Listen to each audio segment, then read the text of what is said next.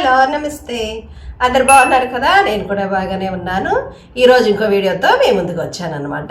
ఈరోజు వీడియోని మీరు స్కిప్ చేయకుండా చూడండి, ఎందుకంటే ఈ వీడియోలో నేను ఒక 2 టెక్స్టైల్ సెక్టర్కి సంబంధించిన స్టాక్స్ని, అలాగే డిఫెన్స్ సెక్టర్కి సంబంధించిన స్టాక్ గురించి మీకు తెలియజేస్తాను. ఈ 3 స్టాక్స్ కూడా షార్ట్ టర్మ్కి చాలా గ్రోత్ ఉన్న స్టాక్స్ అన్నమాట. అందుకోసం ఈ వీడియోని మీరు స్కిప్ చేయకుండా చాలా జాగ్రత్తగా నేను చెప్పే విషయాలని మీరు ఎక్కడైనా రాసుకోవడమో లేదా మీ మైండ్లో పెట్టుకోవడమో చేయండి, ఓకేనా? నేను చెప్పే ఈ 3 స్టాక్స్ కూడా 1 మంత్లో 13 నుంచి 15% గ్రోత్నిచ్చే స్టాక్స్ అన్నమాట. అయితే ఈ వీడియో చూసే ముందు మీరు తప్పకుండా ఎవరన్నా కొత్తగా నా వీడియో చూస్తూ ఉంటే సబ్స్క్రైబ్ చేయండి, అలాగే ప్రతి ఒక్కరు కూడా లైక్ కొట్టండి. మీ లైక్ వల్ల నా వీడియో ఇంకా చాలామంది ఇన్వెస్టర్స్కి వ్యూవర్స్కి చేరుకుంటుంది అనమాట. మొదటి స్టాక్ వచ్చి టెక్స్టైల్ రంగానికి సంబంధించిన స్టాక్ త్రిడెంట్. ఆల్రెడీ నేను ఒకసారి ఈ స్టాక్ గురించి మీకు చెప్పున్నాను కదా, అప్పుడు గనక మీరు ఎవరైనా కొనుక్కుంటే ఇప్పుడు ప్రాఫిట్లోనే ఉన్నారు అని తెలుస్తుంది అనమాట. అట్లా ఎవరైనా కొనుక్కొని ఉంటే కింద కామెంట్లో తెలియజేయండి, ఓకేనా? అయితే ఈ స్టాక్ ఇంకా 40 రూపాయల దాకా కూడా పెరిగే అవకాశం ఉంది. అసలు ఇలా ఎందుకు పెరిగిందంటే మొన్న 21వ తారీఖున దీని పాజిటివ్ రిజల్ట్స్ అనేవి వచ్చినాయి అనమాట.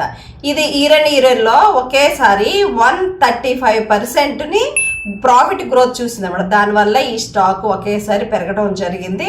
ఆ రోజు 21వ తారీఖున 14% ఒక్క రోజులోనే ఇది పెరిగింది అనమాట.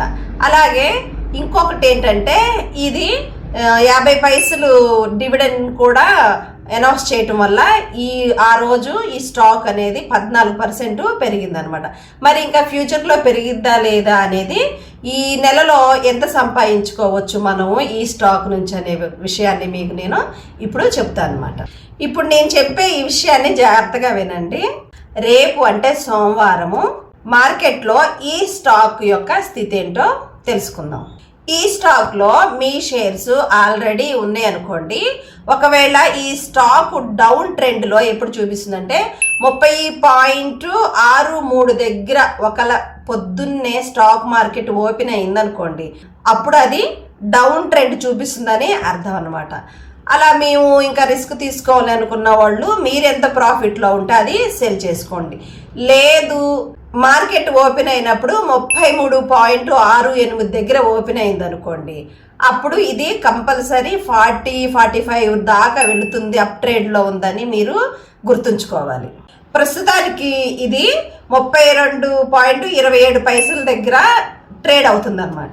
అయితే కనుక ఇది నేను చెప్పాను కదా, ఒక్క నెలలో అంటే షార్ట్ టర్మ్లో ఇది తప్పకుండా 40 నుంచి 42 రూపాయల దాకా కూడా వెళ్ళే అవకాశం ఉంటుంది.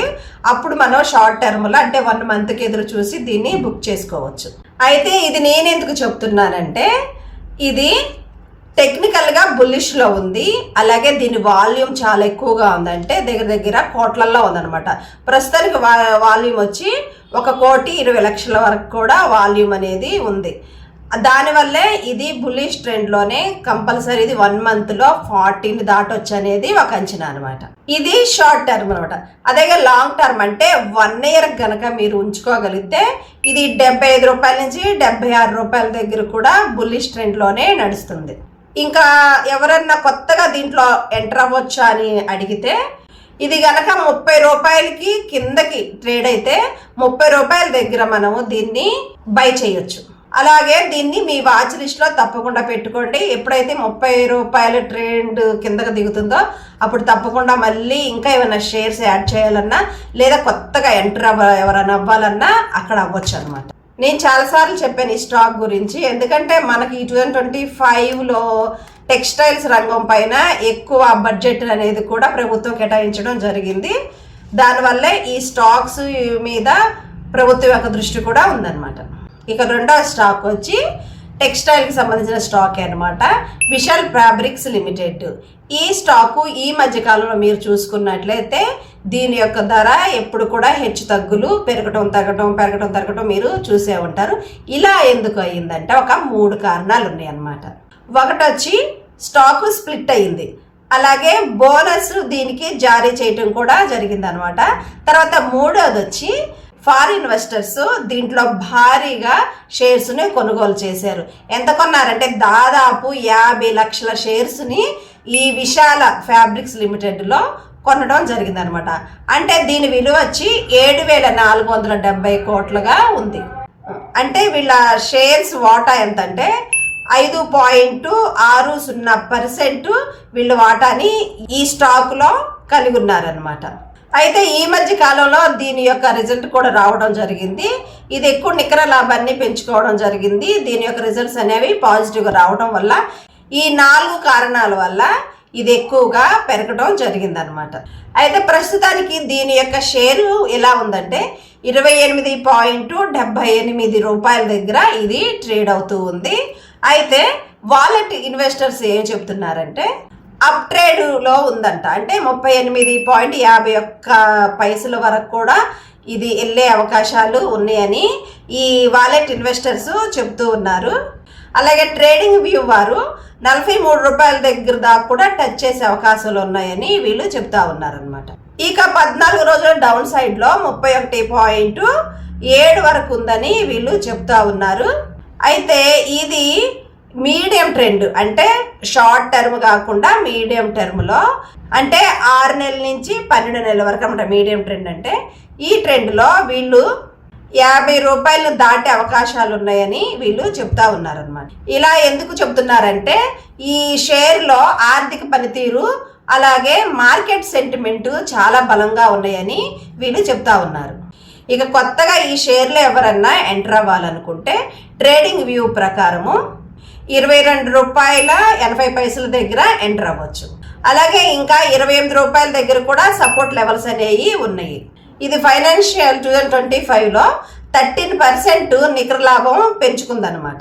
ఇక ఈ షేర్లో పిఈ రేషియో వచ్చి 23గా ఉంది. అలాగే ప్రమోటర్స్ హోల్డింగ్ వచ్చి 67.30%గా వీళ్ళు పెంచుకున్నారనమాట. ఇలాగే కొన్ని స్టాక్స్ సైలెంట్గా గ్రోత్ అవుతూ ఉంటాయి అనమాట. ఇలాంటివి ఎప్పటికప్పుడు మనం ఎనాలిసిస్ చేసుకుంటూ అంటే స్టాక్ మార్కెట్లో న్యూస్ చూసుకుంటా ఉంటే ఇలాంటి అద్భుతమైన స్టాక్స్ మనకి తగులుతూ ఉంటాయి. మీ అందరికి తెలుసు కదా మనకి టెలిగ్రామ్ ఛానల్ ఉందని. ఆ టెలిగ్రామ్ ఛానల్లో కనుక ఇంకెవరన్నా జాయిన్ అవ్వకపోతే జాయిన్ అవ్వండి.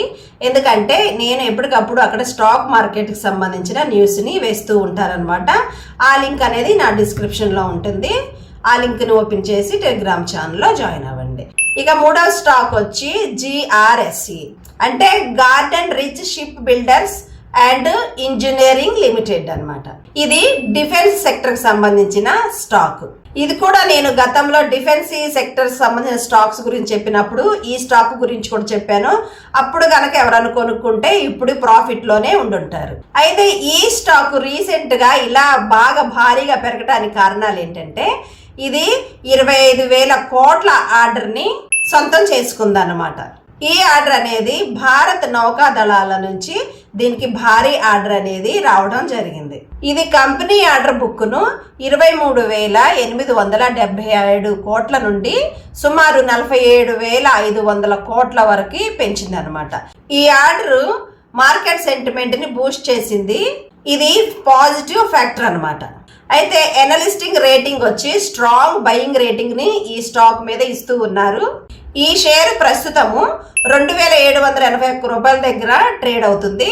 అలాగే ఇది 2,896 రూపాయల దగ్గర కూడా త్వరలో 1 మంత్లోనే చేరే అవకాశాలు ఉన్నాయని వీళ్ళు చేస్తూ ఉన్నారన్నమాట. అంటే 2,896 దగ్గర బ్రేక్అవుట్ను చూపిస్తుంది. అయితే నేను ఎప్పుడు చెప్తా ఉంటాక పాజిటివ్ అనే కాదు, రిస్క్ను కూడా గమనించాలని. అయితే ఏంటంటే ఈ మధ్య బంగ్లాదేశ్ నుంచి వచ్చిన 21 మిలియన్ ఆర్డర్ని అది రద్దు చేసుకోవడం జరిగిందనమాట. ఇదే రిస్క్. అలాగే ఇంకో రిస్క్ ఉంది. పిఈ రేషియో వచ్చి 60 దగ్గర ఉందన్నమాట. అలాగే పీబీ వచ్చి 19 దగ్గర ఉంది. ఇది ఓవర్ వాల్యూడ్గా మనం చూడవచ్చు.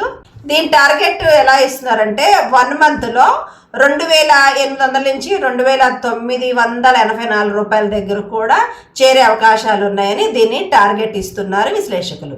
ఒకవేళ ఎవరైనా కొత్తగా ఎంటర్ అవ్వాలనుకుంటే 2334 దగ్గర కానీ అలాగే 2444 దగ్గర కానీ దీని యొక్క సపోర్ట్ లెవెల్స్ ఉన్నాయని విశ్లేషకులు సూచిస్తూ ఉన్నారు.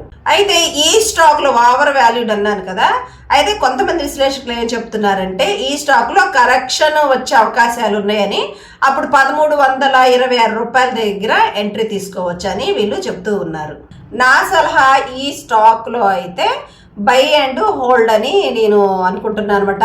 దేనికంటే ఇది 25,000 కోట్ల ఆర్డర్ని సొంతం చేసుకోవడం, అలాగే ఒక నెలలో 10 నుంచి 15% కూడా ఇది పెరిగే అవకాశాలు ఎక్కువగా ఉన్నాయి అనమాట. ఎందుకంటే ఇది ఆర్థిక పనితీరు అనేది చాలా బాగుందన్నమాట. అయితే 1 మంత్లో ఇది 2,800 దాటొచ్చు కదా, అట్లా 2,800 దగ్గర సెల్ చేసి మళ్ళీ కొనాలనుకుంటే 2,444 రూపాయల దగ్గర సపోర్ట్ లెవెల్ ఉంది, అక్కడ కొనుక్కోవడం మంచిది అనమాట. అలాగే రెండో సపోర్ట్ లెవెల్ చెప్పా కదా, 2,334 దగ్గర కూడా మనం సపోర్ట్ని తీసుకొని దీంట్లో ఎంటర్ అవ్వచ్చు. నేను చెప్పిన ఈ 3 స్టాక్స్ వాటి యొక్క విషయాలు, నేను చెప్పిన విషయాలన్నీ కూడా మైండ్లో పెట్టుకొని లేదా ఏదైనా బుక్లో రాసుకొని మీరు కూడా స్వయంగా పరిశీలించి మీ ఇన్వెస్ట్మెంట్ నిర్ణయాలని తీసుకోండి. నేను మిమ్మల్ని ఒక విషయం అడగాలనుకుంటున్నాను అనమాట. నా వీడియోల వలన మీకేమన్నా ఉపయోగం ఉందా లేదా, స్టాక్ మార్కెట్ నుంచి ఏమన్నా ప్రాఫిట్ గెయిన్ చేస్తున్నారా లేదా అని తెలుసుకోవాలనుకుంటున్నాను. ఒకవేళ గనక నా వీడియోస్ వల్ల మీకు ఏమైనా లాభం ఉంటే కామెంట్లో పెట్టండి. నేను ఇంకా వీడియోలు చేయటానికి నాకు ఒక ఉత్సాహంగా ఉంటుందన్నమాట. అయితే మీరేం చేయాలో తెలుసు కదా, నా వీడియోని లైక్ చేయండి, షేర్ చేయండి, కామెంట్ చేయండి. ఇంకొక మంచి వీడియోతో మీ ముందుకు వస్తాను. అంతవరకు సెలవు. నమస్తే.